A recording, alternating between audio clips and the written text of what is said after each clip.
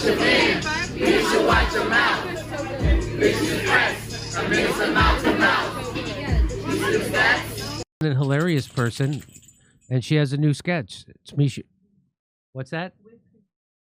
Oh, Chris Keane is in this too.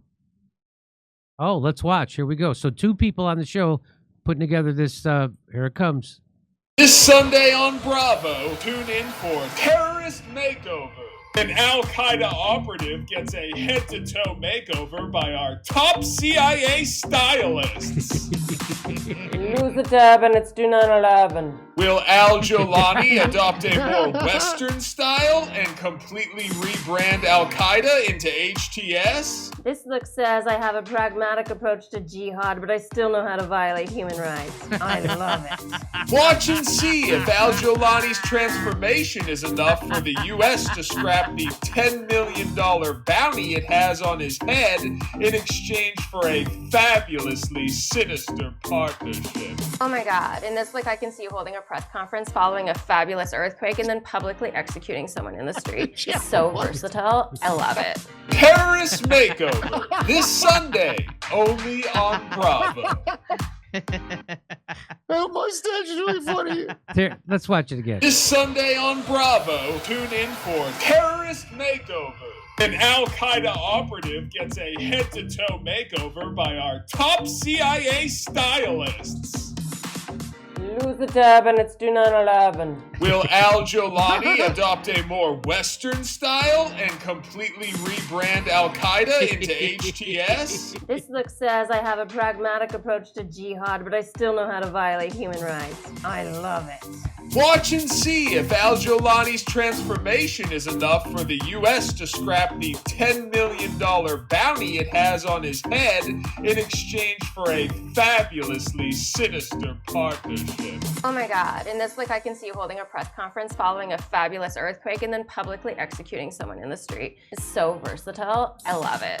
Terrorist Makeover, this Sunday, only on Bravo. Well done. Very funny. That's our own Misha. Terror to terrific. Terrific. That's what I think. Did you think. see how happy he looked with his turban on and then how sad he looked in the picture with no turban? Yes. I did see that. He was really enjoying that turban. I don't think you should have done that, man. You should have taken his turban off him. Okay. All right, Kurt. See you soon. Have Bye. a set. We'll see you Sunday or Wednesday. Hey, I'll see everybody in Dallas. We're going to be in Dallas, Texas, the 20th, right? Yes. The 20th of February. Go to jimmydore.com for tickets. We'll be in Dallas, Texas. Dallas at the Addison Improv. Come one, come all. Hey, wait, can I have a plain background? How about that? Yes, that's great. Hey, some companies stand for diversity quotas and corporate ESG some companies stand for diversity quotas and corporate ESG scores. 1775 Coffee stands for bold flavor, real quality, and calling BS when they see it. If your morning fuel should actually taste like coffee and not corporate nonsense, you're in the right place. Forget stale, mass-produced pods roasted just enough to hide their mold. Dark roast hits like a Trump tariff. The medium roast packs bold flavor without the bitterness, and Vitality Mushroom Blend fuels the fight with lion's mane, cordyceps, and reishi. That's all. That's in that coffee? Wow. Real energy, no synthetic garbage. I take lion's mane. Weak coffee is not for the weak. And at Rumble, weak coffee is for the weak. And at Rumble, weak has never been part of the mission. No fillers, no frauds, and proudly backed by a platform that doesn't cut corners, water things down, or settle for mediocrity. For pods, whole bean, or ground coffee, head to 1775coffee.com. Use code DORE, that's D-O-R-E, for 15% off. And start your morning with coffee that stands for something. Hey, have you ever wondered what happened to the legendary Chuck Norris? Well, recently I saw a video he made. I saw the video, and I was shocked. He's in his 80s, and he's still kicking butt and working out and staying active. What's even more shocking is he's even stronger. He can work out longer and even has plenty of energy left over for his grandkids. He did this by making one change. He says he still feels like he's in his 50s. His wife even started doing this one thing too, and she's never felt better. She says she feels 10 years younger. Her body looks leaner, and she has energy all day.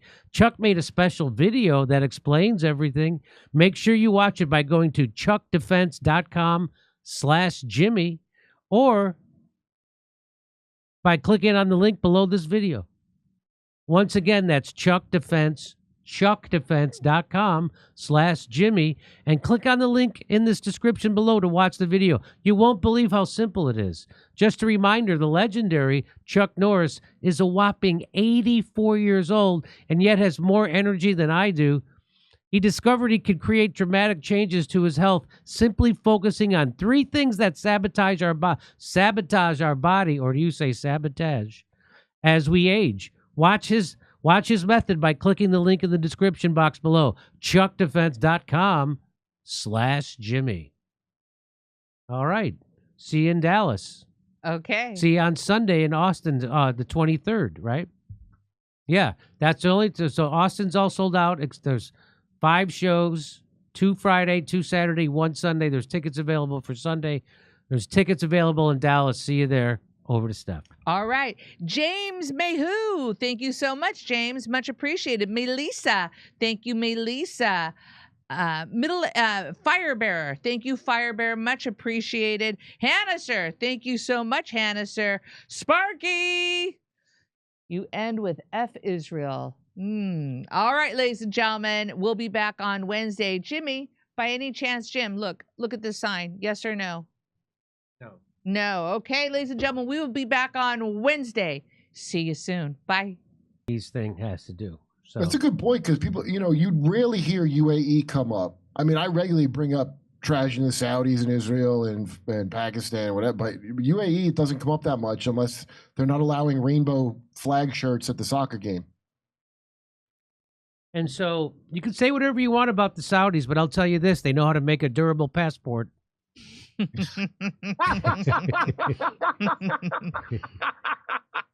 They can withstand plane crashes, building collapses. Oh, they don't make passports like that no more. They don't Jimmy. make passports like that anymore. So here's a guy who spent 5 years in a foxhole in Da Nang. We thought it'd be funny if we replaced everyone in his apartment complex with Viet Cong. Now let's watch the fun as he goes to pay his rent. My good friend from Milwaukee's hilarious comedy bit. If you're wondering why your favorite athletes remain silent, or worse, published Israeli propaganda, listen to what happened when Dwight Howard tweeted. All he did was tweet "Free Palestine." Watch what happened. So I tweet "Free Palestine." Less than 10 minutes after I tweet that, I get a call from the commissioner of the NBA. Stop it. Agents, people like working with my foundation at the time, Texas, you gotta erase this tweet. You gotta take this down. You're gonna get it. I'm like, what did I do that was so bad? Can somebody explain to me? Yeah, can somebody explain? And it was just like, because I went against the grain. I said something that people didn't like, and I, now Not people didn't like, they didn't like. So now it's like I gotta stand on what I believe and how I feel, and not go back on it. Yeah. And when you're in the league, you be in that place where if I say too much, or if I say something, I may not get a job no more. That's that 70% of people that's out the league that got you. I gotta hold my tongue. Yeah, well, that's why the whole system is slavery right there. The whole system is slavery. Even if you get paid a lot, you're still a slave. Watch your mouth, slave. That's everybody. Everybody whose job can be taken away for saying a truthful thing. Yep. And the problem with saying "Free Palestine" to a Zionist is that they think it means that all the land is now free to take, like a swag bag. Yeah. Oh, that's what I thanks. thought too. Thanks. Don't mind if I do. Yeah. I'm just kidding. They don't say thanks. No thanks, no tip. Yeah, Free Palestine just sounds like, no, oh yeah, it's ours to take. All right. So that's 10, right? And Misha's clip, please. Oh, I have one more to play. Okay, great. Thank you. All right, ladies and gentlemen, here we go. Woo! Again, Katism says Kurt is too reasonable and non-emotional for the chat. Thank you so much for that.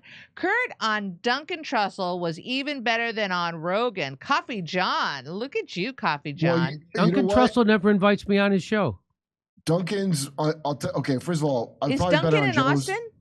Yeah, I was probably better on Joe's because it was more coherent than I would usually be. But on Duncan, Duncan is into all the weird shit I'm into, so I can really get into some weird shit with him. So that's probably what he means. Okay. I will check it out. Sparky, crazy about you. Come on, Sparky. Okay, ready? Back to Jimmy. So here's our resident. So a man performing during the Kendrick Lamar halftime concert at the Super Bowl unfurled a Palestinian flag and was chased off stage and finally tackled and was removed by security. Oh, thank God. The NFL confirmed that the individual is going to be banned for life from all NFL stadiums. The good news is the man can still watch games from outside the stadium, where the NFL will control his access to food and water while the U.S. government sends bombs to drop on the man's house. He's been displaced from the stadium. Yeah. So here it is. Here's how it happened. Is it going to have music? Good for him.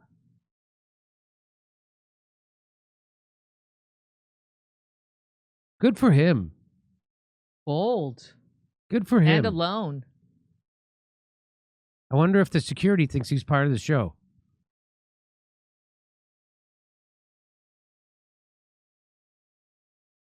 Oh. Oh, now they got him. Oh. Now they got him. Oh, men in suits, not even in football uniforms. Right. Men in suits had to tackle him. That's another more suits. different kind of tackle. And Look then at all he these just suits. and he just collapses like a baby when you're trying to pick up a baby. That's a smart. I like that move. Seems like people are cheering dance for going him. on.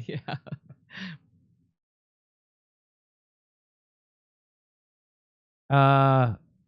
Yeah, we can't play the music for copyright, right? Right.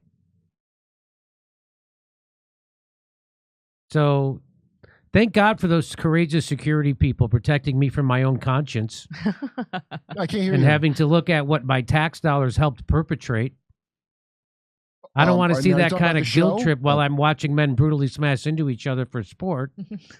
Well, I don't want to see it during a rap concert, especially while Kendrick is saying, turn the TV off. That's what he was saying, right? It's hard to hear because I think he insisted on not lip syncing, which doesn't work in that setting. And I just imagine doing that stupid dance while someone's being tackled by security. Like, I would never be able to keep my concentration. Here's a story about it. Super Bowl halftime performer detained after unfurling suit. So he was one of the performers. Mm-hmm. Oh, good for him. Yeah. Bold. Good for him. What's the Sudan part? I don't really get it. I Well, didn't I'm see the gonna- Gaza part of it. We will explain it to you in a second. It's coming up. It's in this segment. A performer in Kendrick Lamar's Super Bowl halftime show was detained late Sunday after showing a Sudanese Palestinian flag on the field. The NFL confirmed to the Associated Press that the individual will be banned for life, but they could still bomb his house.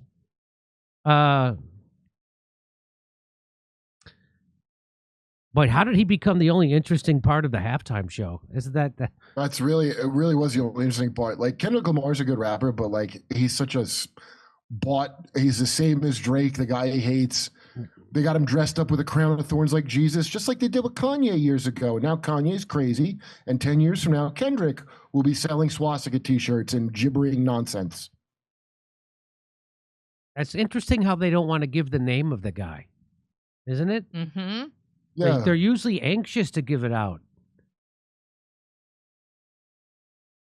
Yeah. yeah, that is weird. So the New Orleans Police Department also said authorities were working to determine applicable charges. New Orleans Police Department said the statement to the Hill that the individual detained, an adult black male, was ejected from the stadium after the incident. How's he going to find out what happened during the game?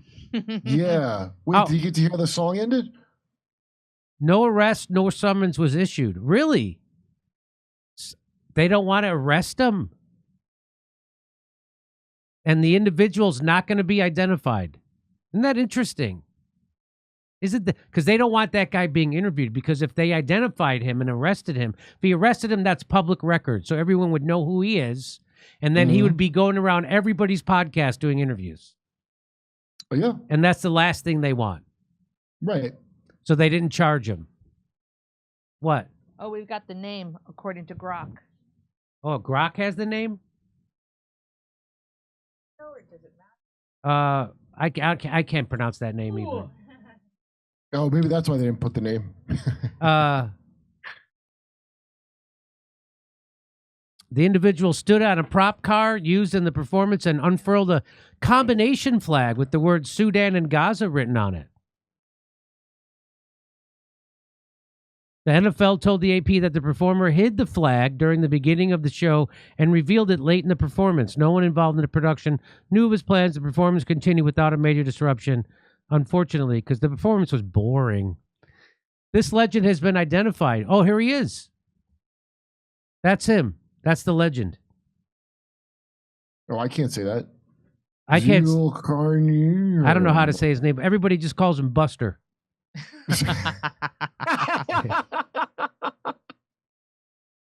The performer who raised a dual Sudanese-Palestinian flag during Kendrick Lamar's, he has no regrets about the stunt, which exposed a massive security failure for a major event attended by the U.S. president. So that's his name. Zulkarnain Natambu confirmed that he unfurled the banner emblazoned with the words Sudan and Gaza in New Orleans on Sunday as a message of solidarity to the victims of those conflicts. Good for him. He has been banned from the NFL stadiums. He's seen by millions. He says he was hired as a participant in the show and was part of the Super Bowl preparations over the previous 2 weeks, raising questions over the extent of the vetting process.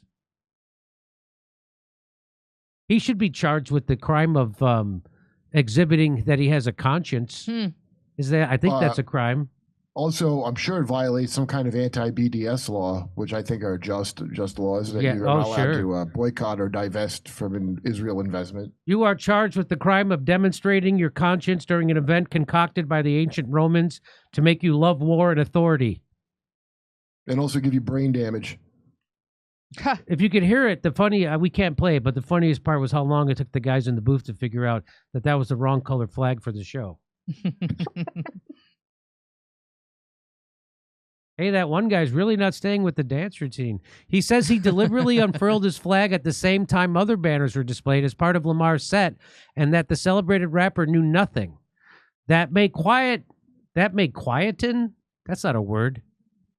That may quiet speculations on social media that Nantumbu's protest was sanctioned by organizers of the halftime show and that the protest was effectively an inside job.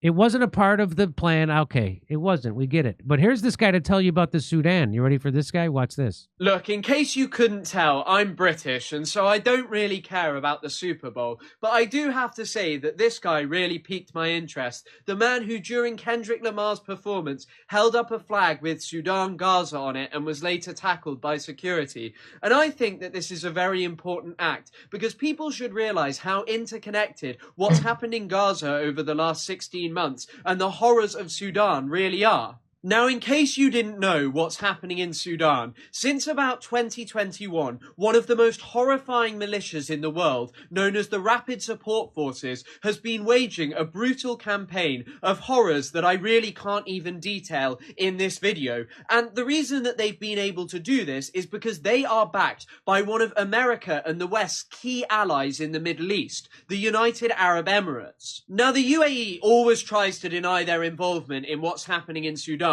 but their fingerprints are all over it. In fact, they've even been caught smuggling weapons disguised as humanitarian aid to the RSF. And the reasons that they are doing this are multiple. First of all, they like the mercenaries that they're able to get from Sudan. They deployed them against the Yemeni people in the 2010s, and they love the amount of gold that they can extract from Sudan. And finally, they think Hemedti will make a great leader for the Sudanese people, because like Sisi, who they propped up in Egypt, this guy will enforce political quietism and quite likely will normalize relations with Israel. And this is the part of the reason that the Sudanese and the Palestinian struggle are so deeply intertwined. People need to realize that forces like the United Arab Emirates in the Middle East are just as bad as Israel. They are key to Israel being able to do what it does, because this is a country which is deciding who will rule the Middle East. In 2011, they launched a counter-revolution to ensure that the Middle East didn't get democracy and might appoint leaders who wouldn't be interested in the American worldview for the region. That's why they helped to depose of Mohamed Morsi in Egypt. And so to this brave man who risked so much, kudos to you. And I hope he makes more people realize the interconnectedness of the Sudanese and the Palestinian struggle against Western imperialism. So that's what the Sudanese